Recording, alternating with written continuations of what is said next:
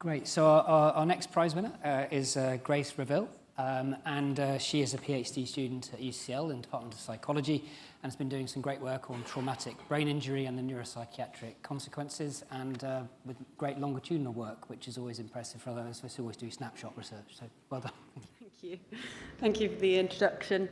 Today I'll be presenting one of the studies from my PhD that looked at the association between paediatric mild traumatic brain injury, psychiatric problems and mental health service use using a longitudinal cohort study.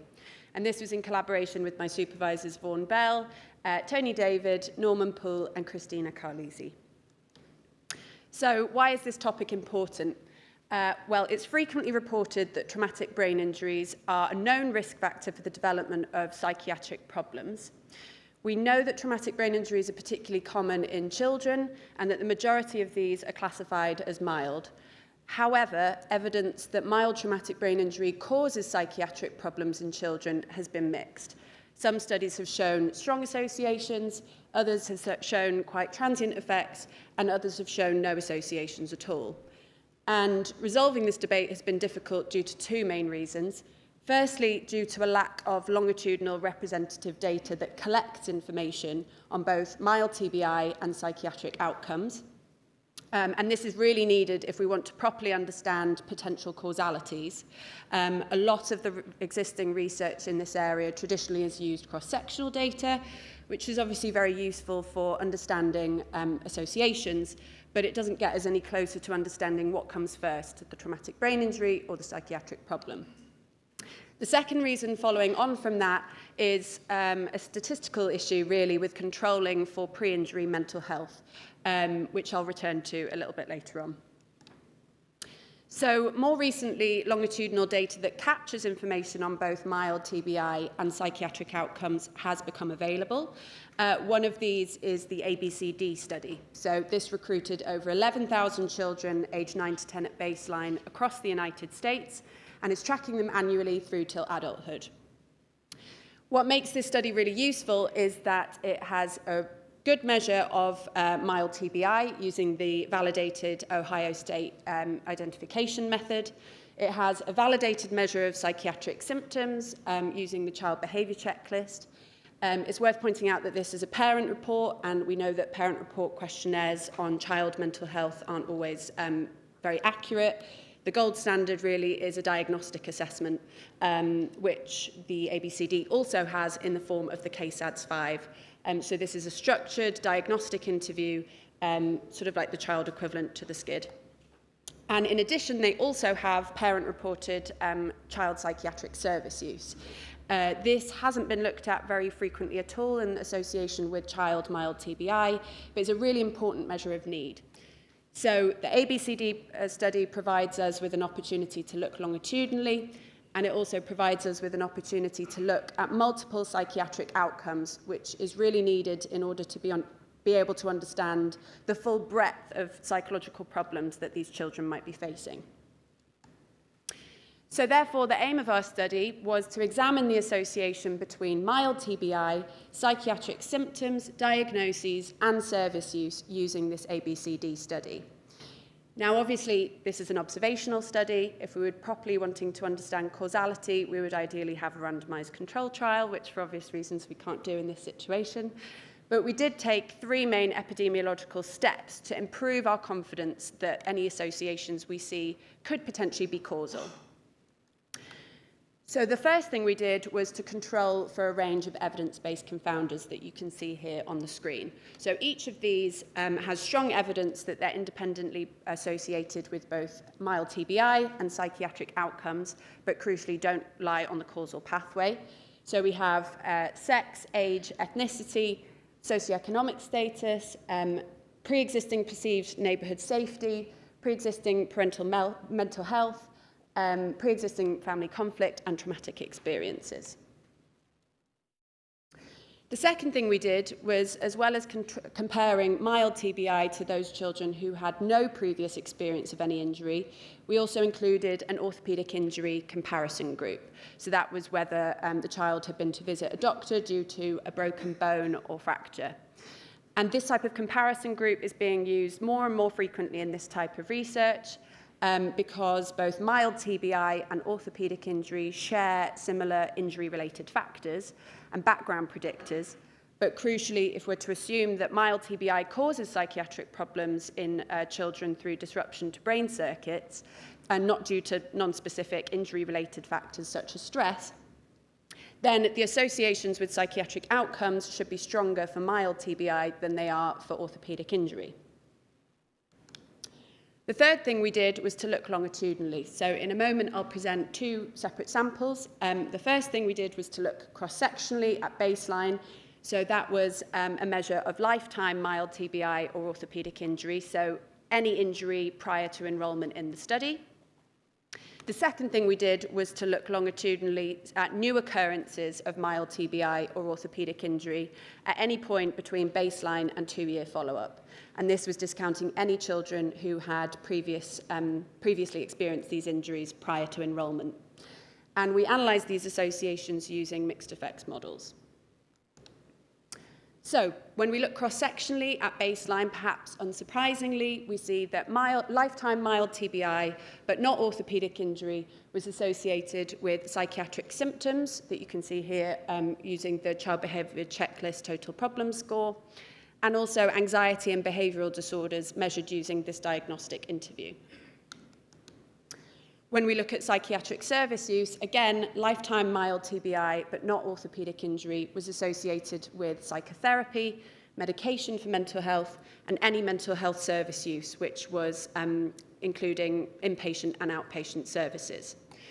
So cross-sectionally, it seems to be that lifetime mild TBI is associated with multiple psychiatric domains, but it doesn't get us any closer to understanding any potential causality.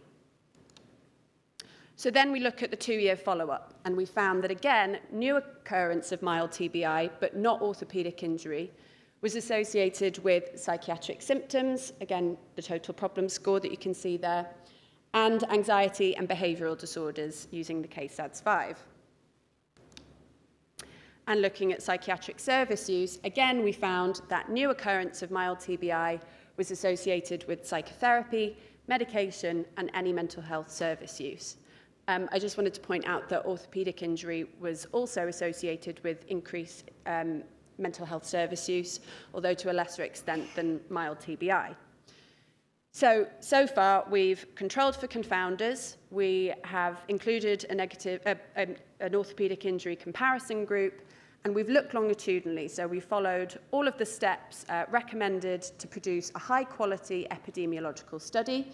And it seems to be that mild TBI is reliably associated with not just psychiatric symptoms, but also diagnoses and, crucially, service use, which is an indicator that these symptoms are severe enough to lead to help seeking. However, as I mentioned at the beginning, the majority of existing studies in this area do not control for pre-existing mental health problems, and neither did ours until this point. And the issue with this is largely a statistical issue in that controlling for baseline levels of whichever outcome you're looking at as a covariate is usually recommended against because it provides bias, it introduces bias into the model. So what we did was to use one of the newest statistical techniques that kind of get around this problem, which is called propensity score matching. And this basically gets around the problem in that it creates a matched sample of comparison participants based on, it matches them on all of the covariates so that we're able to compare between groups, so between mild TBI, orthopaedic injury, and no injury, without controlling for confounders because the matched sample has already balanced these confounders between the groups. So we did this again for the 2-year follow-up. We asked the model to match them based on all of the covariates I mentioned previously, as well as baseline levels of each of the outcomes we were looking at. And we found that controlling for baseline mental health in this way actually eliminated the associations with psychiatric outcomes. So no longer are total problem symptoms significant, also anxiety and behavioural disorders are no longer significant. It's worth potentially mentioning that anxiety disorders were on the cusp of significance. On one hand, trends towards significance are usually disparaged in research for picking up false findings. On the other hand, potentially provides some weak evidence that there might be an association with anxiety, although it's also worth considering to what extent this is due to a causal association due to damage in brain circuits, or whether having a head injury might be genuinely more anxiety-provoking. And again, looking at psychiatric service use, we see that all of the associations with mild TBI and psychotherapy, medication, and any mental health service use are no longer significant. So what we find is that actually the psychiatric problems we're seeing post-traumatic brain injury are largely due to pre-existing mental health conditions in these children. So a few takeaways to finish and a quick summary.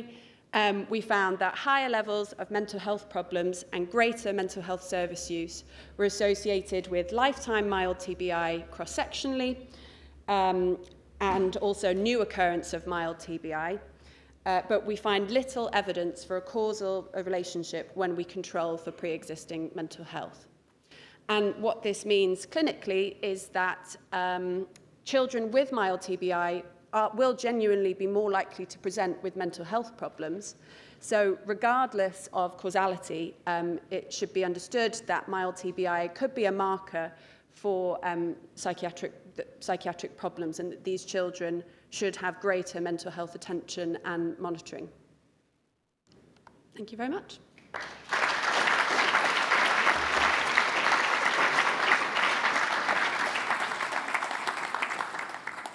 Great, fantastic talk. We've probably just got time for one question, if that's all right. So I don't know if... actually, I think behind you, Isabella, if we give a... Oh, you got one there, sorry. Yeah. Thank you, Grace. That was a really fantastic talk. I just wanted to ask, I guess learning from kind of paediatric colleagues, where often paediatric injury can be what we term non-accidental injury, NAI. Was that factored into the mild TBI category, or was NAI excluded, with the understanding that NAI often leads to increased psychiatric illness, as you found in later childhood? No, it wasn't excluded specifically. The information wasn't really collected in the first case in terms of the reason for these brain injuries. So there were very broad categories. We had falls, which included sport, and I think road traffic accidents, and then violence. But it wasn't specified exactly how these brain injuries had occurred. So yeah, but it's a really good point. Thank you. So we're a bit over, and in view of not getting you late to your lunch, we'll say thank you again to Grace and pass over to Revill.